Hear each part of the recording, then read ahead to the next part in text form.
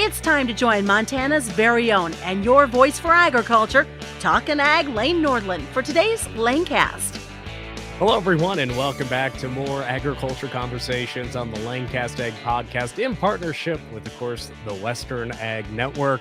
I'm Lane Nordland, happy to be with you here today. And a question that I'm asking, and so many people are asking, is what in the weather? What is going on out there? And I thought it appropriate to have one of my buddies that understands the weather, forecast the weather.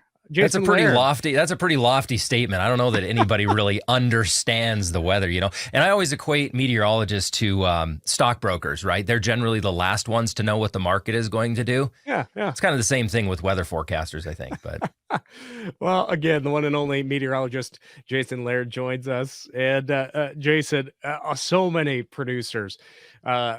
I mean, we're laughing about this, but this weather has been absolutely crazy from what a forecast would be for early 2023 from at the end of last year into this year. I mean, we truly had a calf killer blizzard here this week.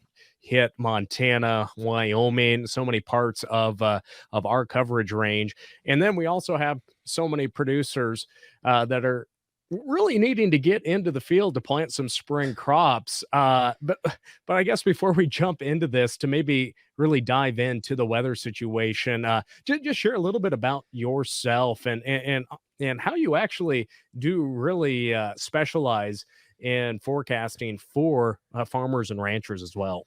Yeah, definitely. So my career started, I think 100 years ago in Billings, Montana. I started in weather there. It was kind of one of those things where I've always been interested in weather, but never really looked at it as a job. And so I migrated from radio to television and kind of fell into weather, and I've been doing it since. So I've been doing TV and radio weather for about 13 years off and on, about 8 of which has been just dedicated to weather forecasting. So it's been a part of my life for quite some time. And then to kind of extend on that, not only is my background in radio and TV weather, also with my day-to-day job, I work at the Montana Wheat and Barley Committee, and my main job is marketing and communications there. But, you know, as we're bringing in trade teams throughout the summer and whatnot, all of them want crop updates and weather updates, right? You know, they're watching the weather patterns just as much as the producers out in the field. So that's a really big part of my job on a day-to-day level as well, not only doing the, broadcast aspect of things, but also just the crop reports and the weather updates for the various trade teams coming into Montana for wheat and barley.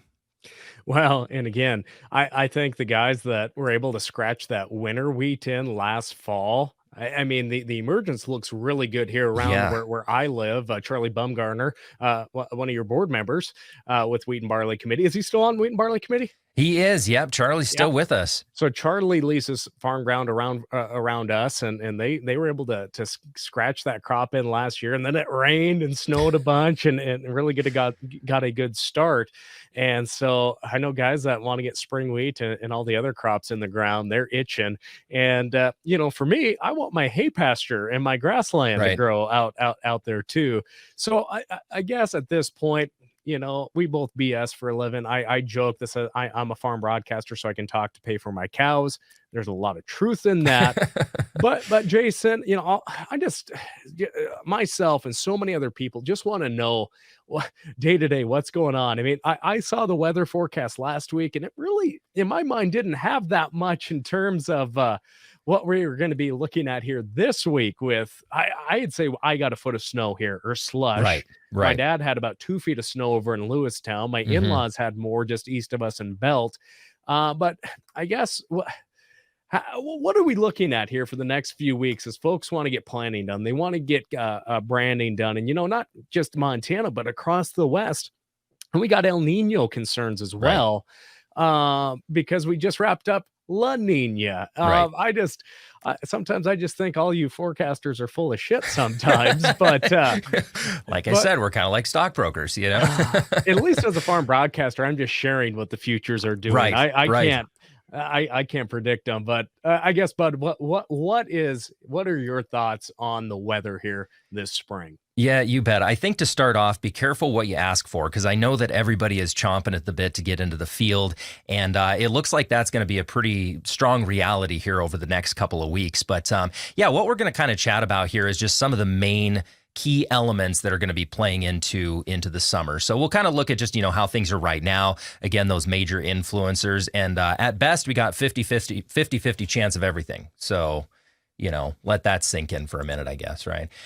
So obviously, I can't spell... Looks like can't spell April there very well. But anywho, we're so as we look at the drought, just to kind of compare things, to last year compared to this year. I mean, last year we were hurting as we went into spring planting. I mean, a lot of folks were seeding into absolutely no moisture in that topsoil category. I know I spent a lot of time up at Havre at the research center there. And I mean, it was bone dry, coming off of 21 there and everything. So, we're sitting better than we were last year. As you notice, there's still a little bit of droughts up in the northeastern Montana, but really for the most part, things are kind of starting to improve. So really, there's three main elements, Lane, that we're going to talk about today. As you just mentioned, La Nina versus El Nino. What the heck do they mean?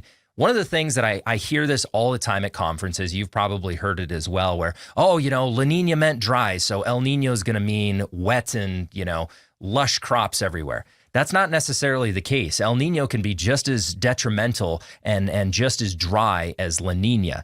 The take-home message with weather is really you don't want any major influencers when it comes to your weather forecast. So like as of recent, it's like somebody put the atmosphere on X-lax. All right, everything is flowing, everything is moving, and that's what you really, really want. So when you start throwing these major influencers in there, it kind of starts to kink things up, right? It really starts to block things and cause those weather elements to act differently. So kind of the first one we're going to start off with, again, is El Nino. What is it all about? And whoops, as I clicked through a little bit too many, and what is it going to mean? So ultimately, just to give you an idea what it is, it's a reoccurring weather pattern that changes the temperatures of the water out in the ocean. Again, and believe it or not, we're only dealing with a couple of degrees here, like 1 to 3 degrees, and that throws everything off. It's one of those take-home things that you don't really think about until you look at it. So as for those El Nino versus La Nina, this is an overly simplified graphic. You see it everywhere. And it kind of drives me nuts because everybody's like, oh, La Nina means this and El Nino means this. That's not at all the case. Again, we're going to be talking about the three main influencers this summer. So really, I mean, generally speaking, you're always going to get that area of low pressure off of the coast with El Nino, which is kind of what we're seeing right now. We've had these big troughs moving in off of the coast, and that's what's sucking that moisture up. They call it like a monsoonal flow. That's why California has just been getting absolutely hammered in that transition from El Nino to La Nina. So when we just start off at, again, another overly simplified graphic, this is your sea surface temperatures. You're going to notice today I'm going to talk a lot about sea surface temperatures. I'm by no means a climatologist. I study weather for a living, but climatologists look very, very heavily at sea surface temperatures, okay? So again, obviously, warmer around the equator, colder the further north or south you get. As we start to break that down a little bit further, okay, so this is last year, all right? Last year, this blue you're seeing in the middle, that was the very, very strong La Nina. So all La Nina is basically telling us is cold, cold water there moving along the equator, okay? And that's what caused our main weather pattern last year. The other thing I want you to kind of notice is up here. See that little kind of pocket of cold water? That was our saving grace early last year, all right? We're going to talk about this element as well, but it's called the PDO, the Pacific Decadal Oscillation, and it's just another area of ocean temperatures that influence our weather very, very heavily. So you can see... Because we had good moisture up until the end of June last year. Exactly, and that really boiled down to La Nina aside, the PDO, which we're going to kind of break down and talk about, but that's why I want to direct your attention again. So last year, about this time, we had a little bit of cold water there, a lot of cold water along the equator, okay? So again, that is a full-blown La Nina, no ifs, ands, or buts. As we head to this year, you can see that cold water along the equator, it's faded. Warm water is replacing it. That is El Nino, okay? But I also want you to notice off of that North Pacific, we've got a pretty decent chunk of cold water there, okay? That is a big reason why we're seeing the weather we're seeing right now, is because what happens is you get that cold water right there, it causes low pressure development, troughs. You hear a lot of troughs and low pressure and everything like that. Long story short, it causes storms to spin up off of the coast. Those storms drag moisture and allow cold air from Canada to move down over the United States. That's basically what the PDO is doing. I mean, it's very, very oversimplified, but that's kind of the basic thing. The other thing I like to highlight with El Nino and La Nina, it's cycles. I mean, no matter what you think about, the weather changing or whatever, at the end of the day, it's cycles. And when you go back in history, the best crop years we have here in Montana are usually right on a transition year, Okay. When you don't really have a strong La Nina, you don't really have a strong El Nino, you're kind of in those neutral stages. Because as I mentioned, that's your best friend in terms of weather movement over Montana, is no major influencers with the forecast. So we've been in that La Nina. We're spiking really, really hard into El Nino. To give you an idea of what we're looking at, so again, these are forecast models. They call this a plume forecast. Whole bunch of different computers just trying to figure out what in the world it's going to do. All of them are trending toward a very, very, very strong El Nino as we head into summer. So we're looking down here, June, July, August, September. So really, I mean, as we sit right here, January, February, March, into March, April, May, everything's trending toward La Nina right now, according to the models. I always like to throw a human element into this as well. So the CPC, this is the National Weather Service. This is the human forecast on the right. This is the computer-driven forecast. So the human forecasters are actually looking at all those models and kind of adjusting accordingly, if that makes sense. And you'll notice there is a little bit of difference here. The human forecast had us quite stronger into the neutral stages. That's not what we're seeing right now. It is moving to El Nino very, very quickly. So honestly, the computer models have been a little bit more accurate as we head through spring here, but not a lot of difference between these two. But what we do know and what everything seems to be trending with is neutral stages fades and El Nino takes over. Simple as that. Some of the other forecast models, I always like to compare the United States to other meteorological offices around the world. So again, we're looking back last year, 2022. That's what these models are here. So again, you'll notice in the month of April, everybody was trending that we were going to stay in La Nina. There was a lot of hope last year that we were going to sit into transition into neutral stages. That didn't happen. NOAA here in the United States was the only forecast office in the in the world forecasting strong La Nina throughout the summer last year. They knocked it out of the park. Nobody else did, which is not always the case.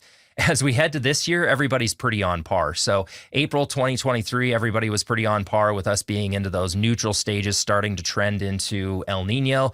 And everybody right now seems to be trending, especially this one is Australia up top here, really pushing hard into El Nino. The other influencer that I want to talk about, any questions, I guess, Lane, that you have just on El Nino? Well, I just want to know maybe more because obviously Australia, Asia, and Argentina really drive the global grain markets. You bet. I was down in Argentina just under a year ago and got to see their drought firsthand and the impact it was having on their corn crop, on their wheat crop. I have some friends coming up from Argentina in a few weeks as well to look at some Angus cattle up here. So it'll be interesting to hear their perspective. But Argentina and Australia, always big drivers in terms of the U.S. wheat market and the global wheat market. How is El Nino going to impact those drought conditions and crop conditions in those necks of the wood, in that neck of the woods? You bet. Yeah. And I'm glad I almost just skipped over this graphic. So I'm glad that you brought it up. This graphic I got, again, very oversimplified. But you are going to be looking at drier conditions down into Argentina, kind of a strip of dry through, parts of Australia. But really, I mean, it really, those key players, as you just mentioned, are going to continue to see some pretty dry areas. And you'll notice, especially in the United States, how it's kind of been verified where we've seen that majority of the moisture moving up. Now, I won't say that monsoonal moisture has moved over into the Midwest quite as much as a lot of, Kansas and Nebraska folks have hoped, but the coast is still seeing that moisture. So the short answer is, just like La Nina, it can really, really cause some significant drought down into Argentina and Australia as well. Well, again, a lot of concerns for both crop producers and cattle producers, and obviously the drought that we've seen for several years across the northern plains and the majority of the West, impacting the size of the U.S. cattle herd. I know we'll touch maybe on how the weather could shape up and impact the rebuilding of the herd, but I'll let you keep sharing this information. Yeah, no, you bet. So this next one is. This is a weather element that it was a little bit newer to me. I remember learning it in meteorology school, but I didn't really ever give it a lot of thought. And what this is called is the quasi-biennial oscillation. It's basically upper level winds over the equator. Okay, so you have a positive phase, which is westerly winds. So that's generally what we see in the United States is kind of a westerly flow. Negative is more easterly. You might be thinking to yourself, well, everything is moving, west to east. What do you mean easterly? And what's interesting about this, and I can't remember the volcanic eruption, but it was actually a volcanic eruption that developed this theory. Eruption goes up, and all of a sudden the top end of that volcanic plume was going the wrong way. So that's when scientists started studying this thing. It phases out anywhere from like 28 to 29 months on average, right? But anyways, it's upper level winds located in the stratosphere right along the equator. So to kind of give you an idea of what we're talking about here, it's right about in this area, okay? It's not a huge influencer, but what it does tend to do for us is, again, it helps to keep things moving.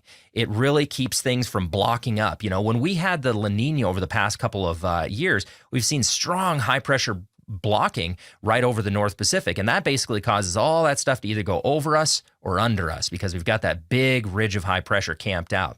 So the graphics we're looking at here is just some of the, again, very oversimplified impacts of the QBO. Temperature-wise, generally, it's going to keep us a little bit cooler there. And again, this is, this would be the negative or positive. I'm sorry. So this would be like the positive phase.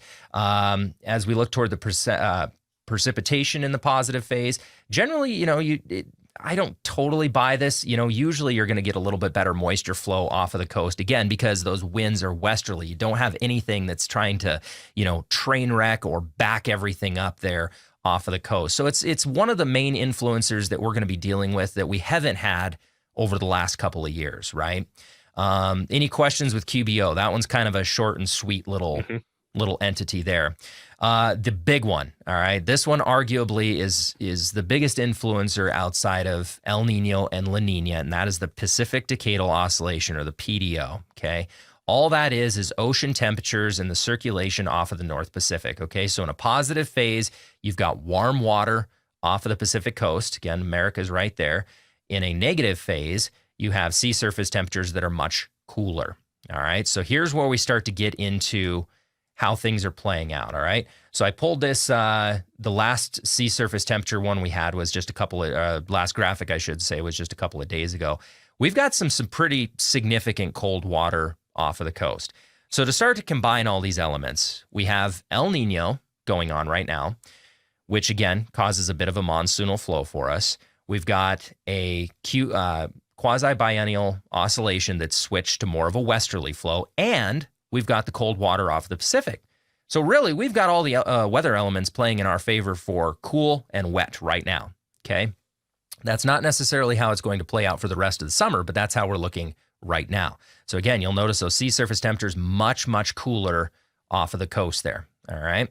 So really, as we start to combine all those things, to give you a short and sweet answer, and I know we'll have questions and go back to it, my personal thoughts, when we take these three elements and put them together, I think we're going to be very similar to last year. Now, let me preface by saying I think there's going to be more extremes than last year. We're going to see more intense, and in all fairness, I put this presentation together before we had this recent snow. So so far I've been somewhat right, but I think we're going to see more intense early season moisture and cold, which so far we have, and I really feel that we're going to see hotter and more intense heat this summer, combining all these elements, because going back to that PDO, it's acting just like it did last year. The reason we shifted so quick late summer was because we lost that cold water off of the North Pacific.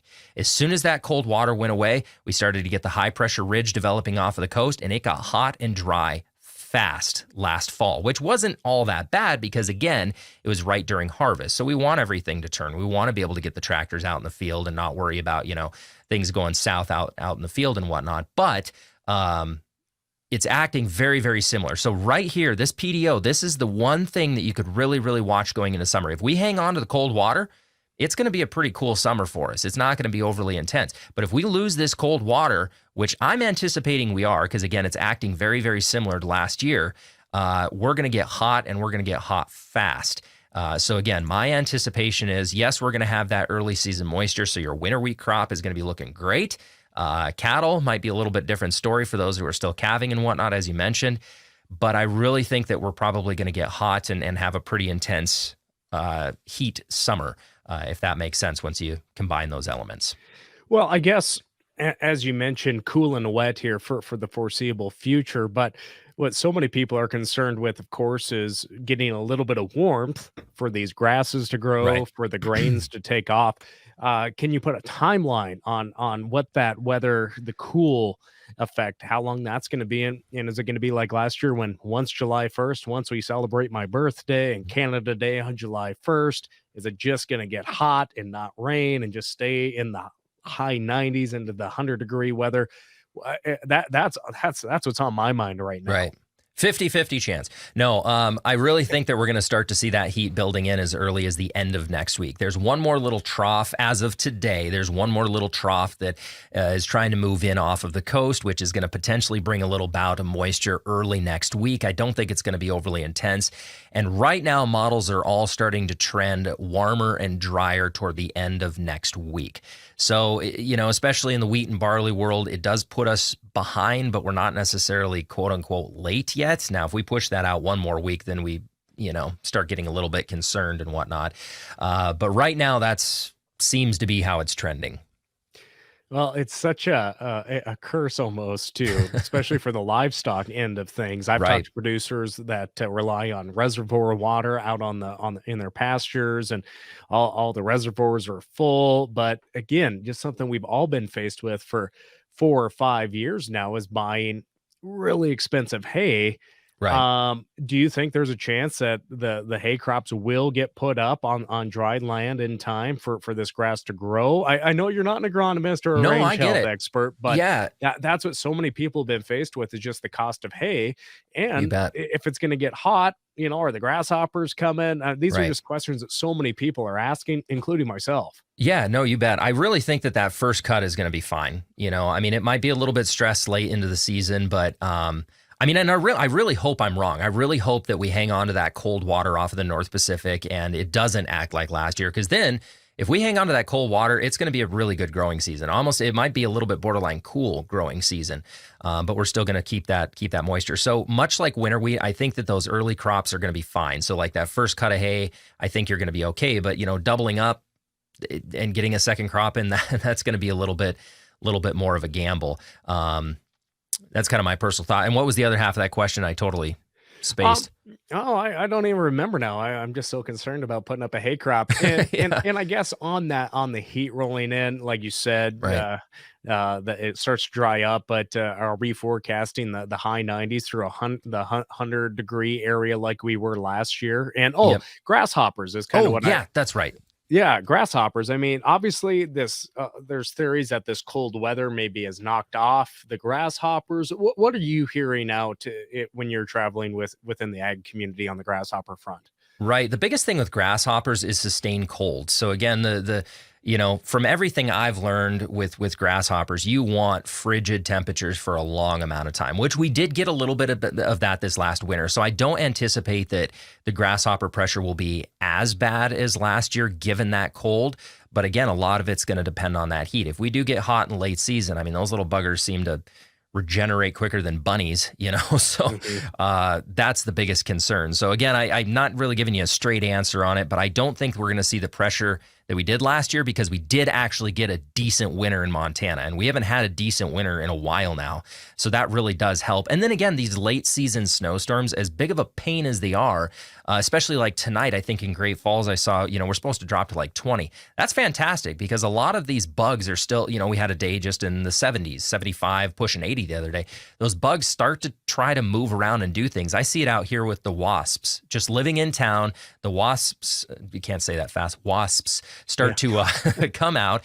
But then again, you get that snap and it kills them. And that's really kind of what you want is sustained cold, knocking off a lot of those bugs. And then again, those late season cold snaps are not necessarily a bad thing in terms of bugs. So I don't think we're going to see the pressure we saw last year factoring in the weather. But again, a lot of it is going to depend on how hot we get and how quick we see that heat move in.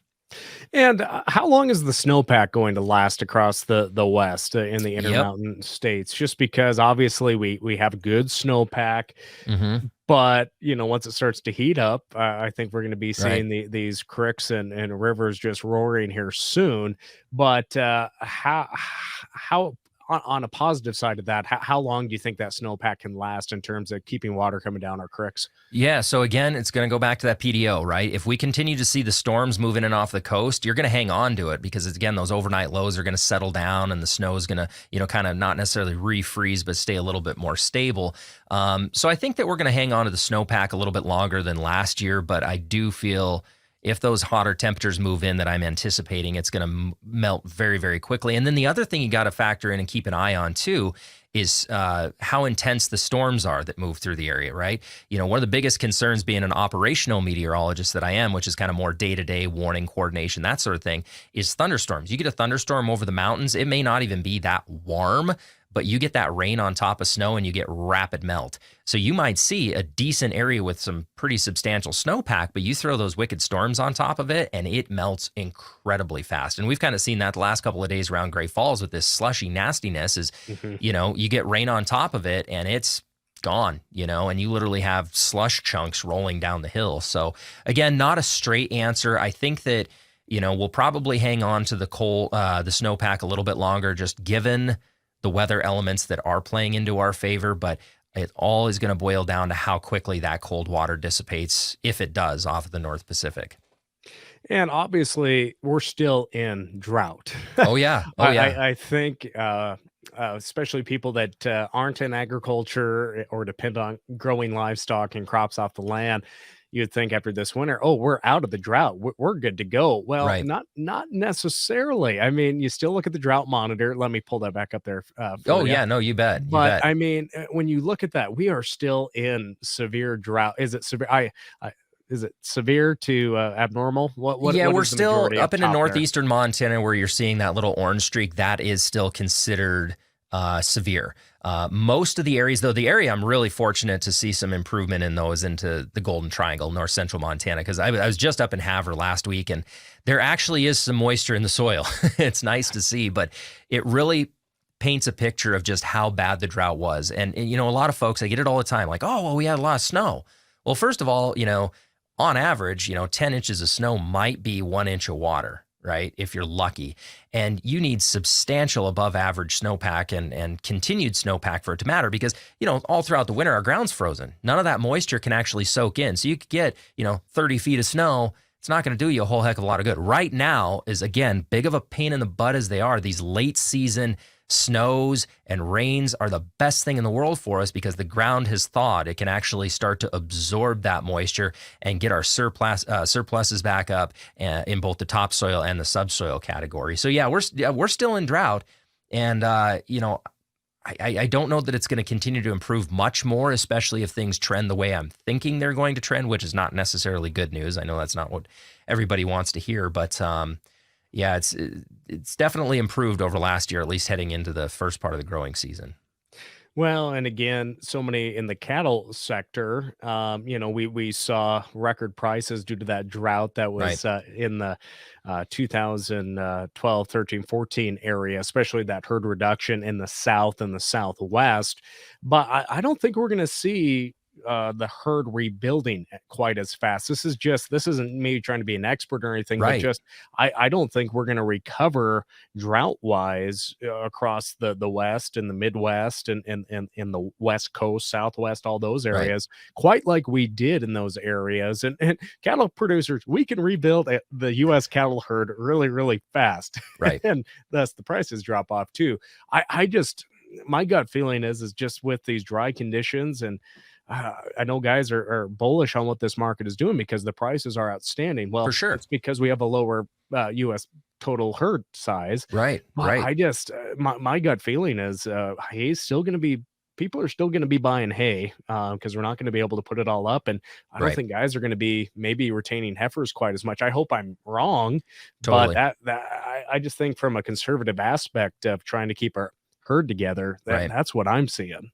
Well, and recovery takes time, and I think you're hitting the nail on the head. I mean, not being a huge cattle guy, I have to agree with you on that because, going back to the hay element, I don't think that first crop is going to be bad by any means, but it's just like the drought. It takes ample surplus. It takes years to rebuild that. That's not a 1 year thing. As dry as we were last year and the year prior, I mean, it takes some serious time to get things back up to par. And I would anticipate, cattle are going to be the same exact thing. Well, Jason, I appreciate you taking some time here today, and You bet. and what the weather. I think that's pretty good, a little slogan for us here this week. But Right. for our folks that are viewing this on our streaming platforms or listening to the audio on our podcast platform, where can they follow you for your forecasts and just your weather updates? Where can they Yeah, find you? so most of my stuff is coming out when I get a chance to do weather updates. I'm putting that on the Montana Wheat and Barley website, so montanawbc.com. Try to do weather updates on there. Sometimes the weather updates aren't just titled as weather updates. They'll be integrated into some of the USDA crop reports and things like that. And just feel free to reach out. I mean, if there's anything you'd like to see, you can also find just my contact information, jasonlairdproductions.com. But probably the best place to get the agricultural aspect of weather is, again, on our website, montanawbc.com. Well, again, Jason Laird, meteorologist, joining us here today and talking about what we can expect here in the short term, and hopefully we can keep that moisture coming and have You some bet. sunny days for my little tiny hayfield out here to try Right. to put up some idiot cubes here in a few months. But hey, any last thoughts, Jason, before I let you get back to your day? No, I think that kind of sums it up. Again, this summer, keep an eye on ocean temperatures. That's what I always tell folks every year, is especially that North Pacific area. Keep an eye on the Pacific temperatures. The colder we stay there, the better it is for Montana. Well, let's hope they have to put a parka or a coat on every time they go outside up in that neck of the woods, because I want those colder temperatures and that moisture coming our way. But bet. many thanks to our friend Jason Laird for joining us here today on another agriculture conversation on the Lanecast Ag Podcast. Thanks for joining us, Jason. Appreciate the time. Thank you. That will do it for today. Until next time, I'm Lane Nordland. Thank you for tuning in to the Lanecast with Talkin' Ag, Lane Nordland. For more on Lane, check out his Facebook page, Lane Nordland Ag Broadcaster, and NordlandCommunications.com. Don't forget to subscribe to the Lanecast on your Apple or Android devices. We look forward to joining you next time on the Lanecast.